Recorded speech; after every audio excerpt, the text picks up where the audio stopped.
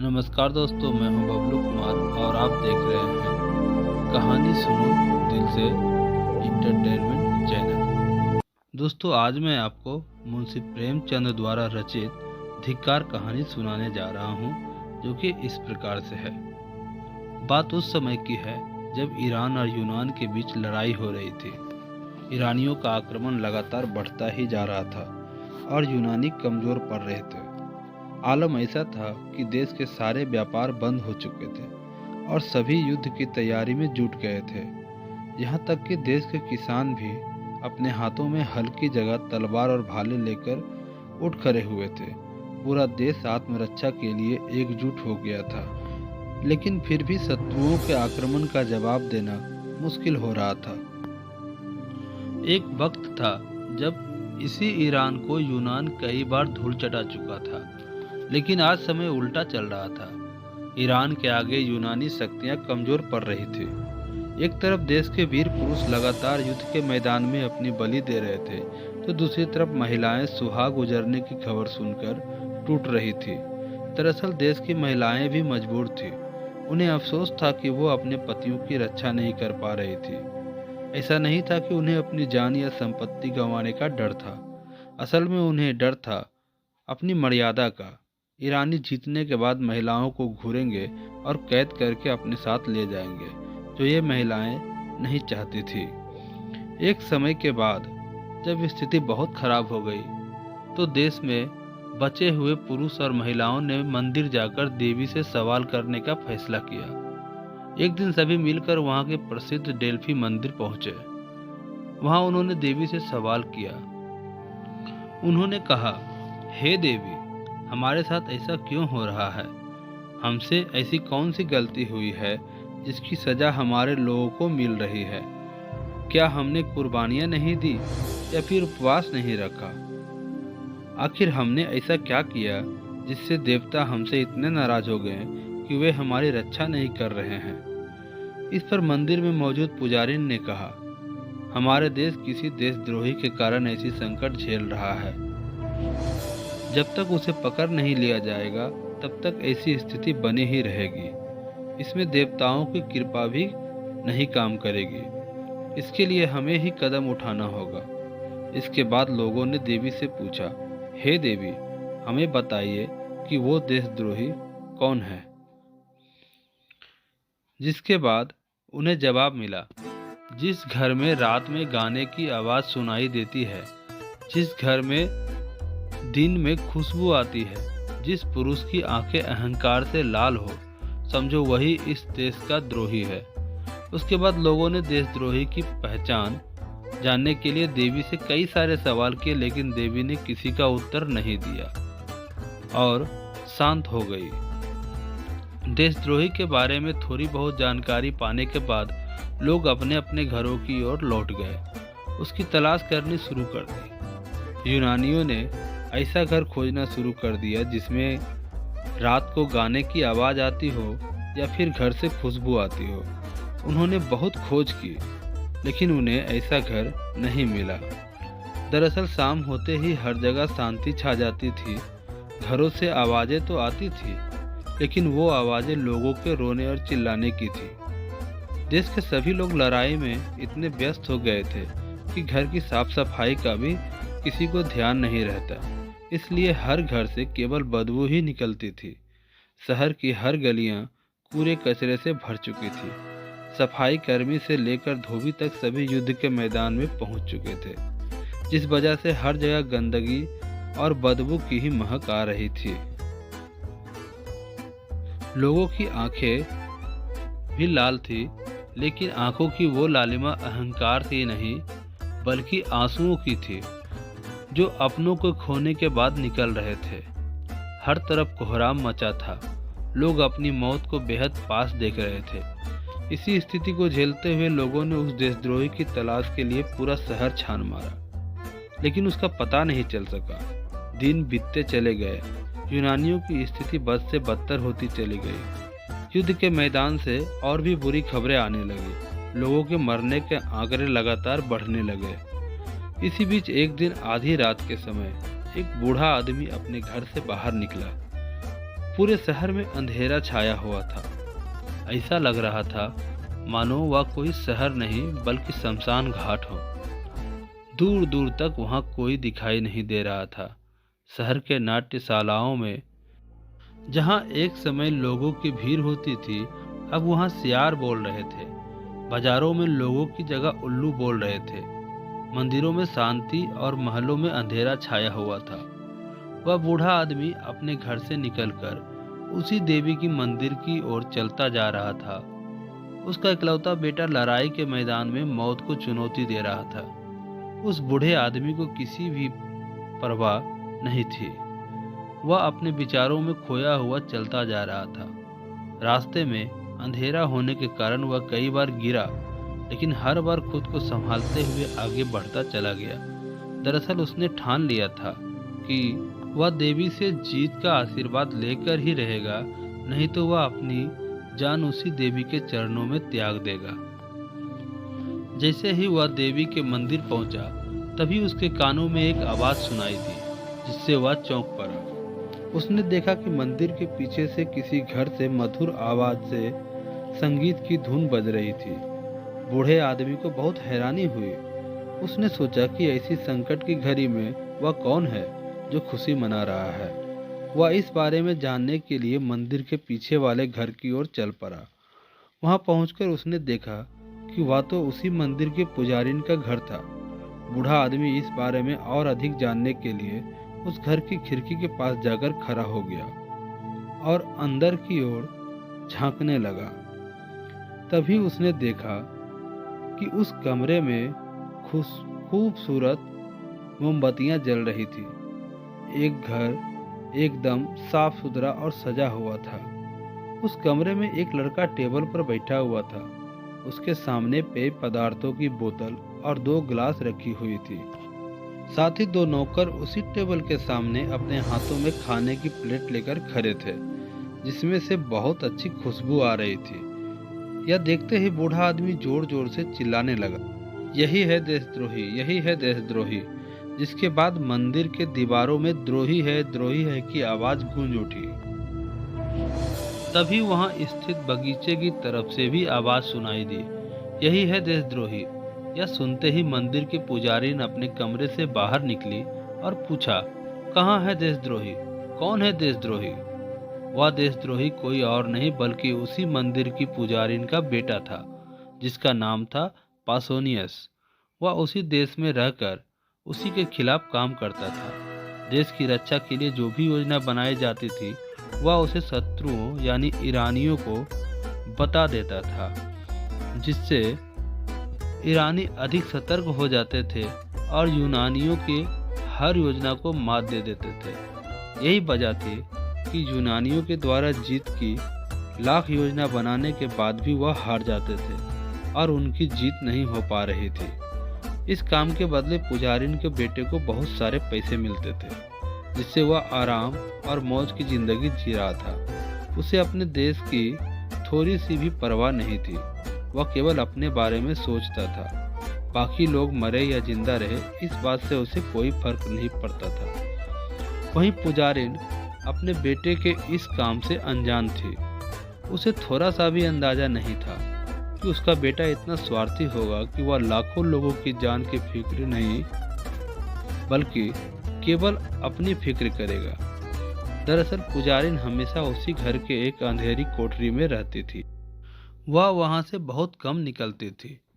दिन भर वह कमरे के अंदर बैठी पूजा पाठ में लगी रहती थी, जिस वजह से उसे बाहर के बारे में कुछ भी पता नहीं चल पाता था। बूढ़े आदमी ने जब देशद्रोही का शोर मचाया था, उस समय भी पुजारिन अपनी कोठरी में बैठकर देवी की पूजा कर रही थी। आवाज सुनकर पुजारिन अपने कमरे से निकली और अपने बेटे के कमरे में झांक कर देखने लगी। वहां उसने भी वही नजारा देखा जो उस बूढ़े व्यक्ति ने देखा था। कमरे में मोमबत्तियां जल रही थी, गाना बज रहा था और उसका बेटा अहंकार में डूबा हुआ था।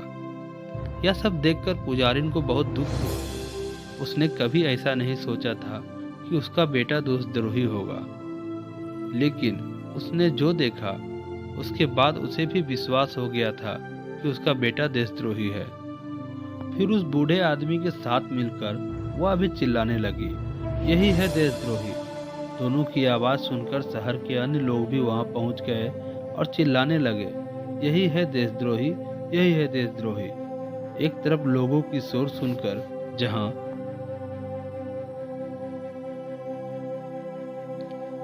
पासोनियस के कमरे की रोशनी बंद हो गई, गाना बजना बंद हो गया था, वहीं दूसरी तरफ लोगों की भीड़ बढ़ती ही जा रही थी और देशद्रोही का नारा भी तेज हो रहा था। लोगों ने अंधेरा दूर करने के लिए मसाले जलाए और हथियार निकालने शुरू कर दिए। वहां इकट्ठा हुई भीड़ से तरह तरह की आवाजें आने लगी। कोई कहता इस द्रोही की जान को देवी के चरणों में चढ़ा देते हैं, तो कोई उसे उसी घर में छत से फेंकने की सलाह दे रहा था। यह सब देखकर पासोनियस को समझ आ गया था कि वह अब फंस चुका था। वह तुरंत वहां से भागकर उसी देवी के मंदिर में छिप गया। यह देख सभी लोग मंदिर पहुंचे, लेकिन यहाँ वे सभी असमंजस में पड़ गए थे। पुजारिन के बेटे को सजा कैसे दी जाए? दरअसल सदियों से चली आ रही परंपरा के अनुसार मंदिर में किसी को भी मारना पाप कहलाता था, लेकिन उस देशद्रोही को छोड़ना भी नहीं चाहता था। इस बीच भीड़ से फिर तरह तरह की आवाजें आने लगी। कोई कहता उसका हाथ खींचकर बाहर लाते हैं, कोई कहता एक देशद्रोही को मारने के लिए देवी हम लोगों को माफ कर देगी, कोई कहता था देवी ही मंदिर में उसे सजा दे देगी, कोई कहता उसे पत्थर से मारते हैं, वह खुद मंदिर से बाहर निकल जाएगा। उस रात यही शोर मचता रहा और पासोनियस मंदिर के अंदर ही छिपा रहा। आखिरकार लोगों ने यह तय किया कि मंदिर की छत को तोड़ दिया जाए, जिससे मंदिर के अंदर छिपा पायोनियस करकराती धूप और ठंड से अकड़ जाए। लोगों ने तुरंत इस काम को शुरू कर दिया और मंदिर की छत को तोड़ने लगे। पुजारिन का देशद्रोही बेटा दिन भर तेज धूप में खड़ा रहा। इस दौरान उसे तेज भूख और प्यास भी लगी, लेकिन पायोनियस को ना एक बूंद पानी नसीब हुआ और ना ही खाना। दिन भर वह कई तरह के कष्ट झेलता रहा। उसने कई बार लोगों से मदद भी मांगी, लेकिन किसी ने भी उसकी एक न सुनी। वह बार बार लोगों से विनती करने लगा कि दोबारा ऐसी गलती कभी नहीं करेगा। कई बार तो उसने अपनी जान तक लेने की भी सोची, लेकिन उसे इस बात का विश्वास था कि लोग उसे माफ कर देंगे। हालांकि ऐसा नहीं हुआ। कई दिन बीत गए। पायोनियस के हाथ पांव बुरी तरह से अकड़ गए थे। दिन में वह खुद को करकराती धूप से बचाता, तो रात में जान लेने वाली ठंड से। एक दिन वह खुद को गर्मी से बचाने के लिए मंदिर में ही इधर से उधर दौड़ रहा था कि तभी वह गिर पड़ा। अगले दिन सुबह के समय जब लोगों ने मंदिर का दरवाजा खोला तो देखा कि पुजारिन का बेटा जमीन पर गिरा हुआ था। लोगों ने जब उसे जगाने की कोशिश की तो वह हिल भी नहीं सका। उसकी स्थिति बहुत खराब हो चुकी थी, लेकिन लोगों ने उस पर तनिक भी दया नहीं दिखाई। इस दौरान वहां मौजूद लोगों में से एक ने कहा, अभी मरा नहीं है। तो वहीं दूसरे ने कहा, देशद्रोहियों को मौत नहीं आती है। जबकि तीसरे ने कहा, ऐसे ही पड़ा रहने दो, मर जाएगा। चौथे व्यक्ति ने कहा, ये नाटक कर रहा है। पांचवें व्यक्ति ने कहा, इसने तो जो पाप किया था उसकी सजा इसे मिल गई है, अब इसे छोड़ देना चाहिए। इतना सुनते ही पायोनियस उठ बैठा और बोला, आप सब मुझे मत छोड़ना। अगर मुझे छोड़ दिया तो बाद में आप सभी को पछताना पड़ेगा। मैं बहुत स्वार्थी हूँ, इसलिए मुझ पर विश्वास मत कीजिए। मैंने जो पाप किया है उसकी सजा मुझे मिलनी ही चाहिए। पासोनियस ने आगे कहा, मैं अपने जीवन के अंत में इस देश की कुछ सेवा करना चाहता हूँ। मेरे पास ईरानियों से कुछ ऐसे रहस्य हैं जिन्हें जानने के बाद ईरानियों को हराना आसान हो जाएगा। रात भर मैंने देवी की पूजा की है। उन्होंने प्रसन्न होकर मुझे ऐसा वरदान दिया है जिससे विजय प्राप्त कर सकते हैं, लेकिन मुझे अपने आप पर भरोसा नहीं है। यहाँ से बाहर निकलते ही सारी बातें भूल जाऊंगा और लालच में आकर फिर से ईरानियों की मदद करने लगूंगा। इसलिए मेरे ऊपर भरोसा करना सही नहीं है। तभी भीड़ में से एक यूनानी ने कहा, अरे सुनो, यह क्या कहता है? वहीं दूसरे यूनानी ने कहा, नहीं भाई, शायद यह सच्चा इंसान है।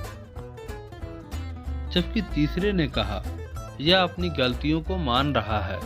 इसके बाद चौथे व्यक्ति ने भी कहा, अब हम इसे माफ कर सकते हैं और इसे ईरानियों की योजना के बारे में पूछ सकते हैं। तभी पांचवें यूनानी ने कहा, यह कैसा इंसान है जो एक ही बात बोल रहा है, मुझ पर भरोसा नहीं करना। इस पर वहां मौजूद छठे व्यक्ति ने कहा, लगता है रात भर कष्ट झेलने के बाद इसे पछतावा हो गया है। सभी की बातें सुनने के बाद पासोनियस ने कहा, क्या आप लोग मुझे माफ करने वाले हैं? ऐसा मत कीजिए। मैं आप सबसे फिर से विनती करता हूँ कि मैं भरोसा करने के काबिल नहीं हूँ, बल्कि मैं तो इस देश का द्रोही हूँ। मुझे ईरानियों से जुड़े हुए कई सारे राज मालूम है। मैं अगर किसी भी तरह ईरानियों के पास पहुँच जाता हूँ तो उनके साथ मिलकर इस देश को नाश कर दूंगा। उसकी यह बातें सुनकर फिर से एक यूनानी ने कहा, एक गद्दार इस तरह की बातें नहीं कर सकता है।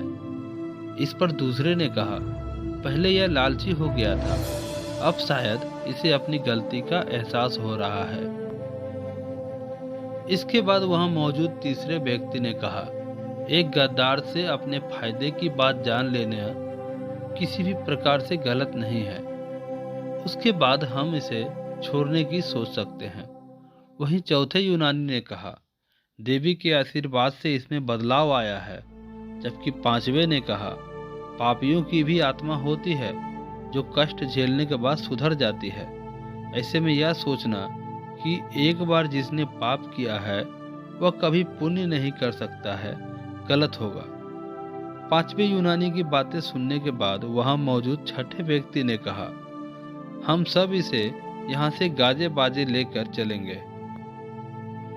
इस पर एक स्त्री ने कहा, सुनो भाई, संगीत वालों को बुलाओ, यह तो शरीफ लगता है। इस पर दूसरी महिला ने कहा, हाँ हाँ चलो, हम पहले जाकर पासोनियस से अपने सख्त व्यवहार के लिए माफी मांगते हैं। तभी पासोनियस ने कहा, अगर मुझे पहले ही ये सब पूछा गया होता तो मैं सब कुछ तभी बता देता, फिर आप तय कर पाते कि मुझे मारना सही है या नहीं। इस पर वहां मौजूद भीड़ से कई महिलाएं और पुरुष चिल्लाने लगे, ओह, ये तो हमने बहुत बड़ी गलती कर दी। पासोनियस तो सच्चा मालूम पड़ता है। इसी दौरान एक बूढ़ी औरत दौड़ती हुई आई और वहां से सबसे ऊंची दीवार पर खड़ी होकर कहने लगी, तुम लोग ये क्या कर रहे हो? क्या तुम लोगों को सच और झूठ में अंतर नहीं पता चल पा रहा है? क्या तुम लोगों को इस देशद्रोही पर अभी भी भरोसा है? तुम सब ये कैसे भूल गए कि इसी पासोनियस ने न जाने कितने घरों को उजाड़ दिया है? उस बूढ़ी महिला ने आगे कहा, आज तुम सब इसकी बातों में आकर इसे छोड़ने जा रहे हो। याद रखो, अगर यह यहाँ से निकल गया तो हम सब की जिंदगी खराब कर देगा। इसके कारण हमारे इस देश पर ईरानियों का राज होगा। आगे महिला ने कहा, यह देवी का आदेश है कि इस पासोनियस को बाहर न निकलने दे। अगर हम सबको अपने देश और लोगों को बचाना है तो इस मंदिर के दरवाजे को बंद करना ही होगा। लो, इसकी पहली नींव मैं ही रखती हूँ। वहाँ मौजूद लोग महिला को देखते ही सब दंग रह गए। वह महिला कोई और नहीं बल्कि उसी देशद्रोही की माँ थी। इसके बाद क्या था? लोगों ने मंदिर के द्वार को बंद करने के लिए पत्थर लगाने शुरू कर दिए और पासोनियस मंदिर के अंदर ही कैद हो गया। वहीं पासोनियस की माँ की ये वीरता देखकर लोगों ने कहा, हे वीर माता, तुम धन्य हो। जिस देश में तुम्हारी जैसी माता हो उसका कभी बुरा नहीं हो सकता। तुम्हें हमारा कोटि कोटि प्रणाम। दोस्तों, इस कहानी से हमें यह सीख मिलती है कि हमें अपनों के साथ कभी भी धोखा या गद्दारी नहीं करनी चाहिए। ऐसा करना महापाप होता है जिसकी सजा हमें मिल ही जाती है। वहीं सच्चा देशवासी वही होता है जो अपने से पहले देश हित के बारे में सोचता है। धन्यवाद। दोस्तों, ये कहानी अगर आपको अच्छी लगी हो तो कृपया इस चैनल को लाइक, शेयर व सब्सक्राइब जरूर करें। धन्यवाद। जय हिंद।